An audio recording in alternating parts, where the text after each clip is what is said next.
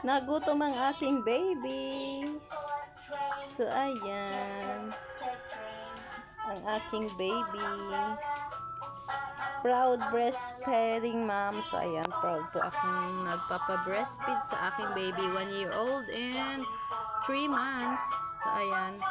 Siguro pag mga 2 years old or 2.5-year-old, mag-aawatin ko na siya. So, bibitawin ko na rin siya sa akin para nakakakilos na rin ako ng maayos.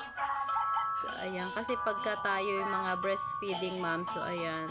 Hirap pa rin kumilos, lalo na pag nasa labas at saka lagi tayong gutom. Hindi pa tayo pwede mag-diet. So, ayan. Kain lang tayo ng kain kasi pagka hindi tayo kumain, walang dididiin ang ating baby gutom. So, ayan. Tapos na po siya. Tapos na siya. Tapos na. Nakapag-recharge na ang aking baby. So, ayan. Dance, dance, dance, dance na ulit. Ang baby, baby. Dance, dance, dance. Baby, dance, dance, dance, dance, dance, baby, dance, dance, dance, dance, dance, baby, dance.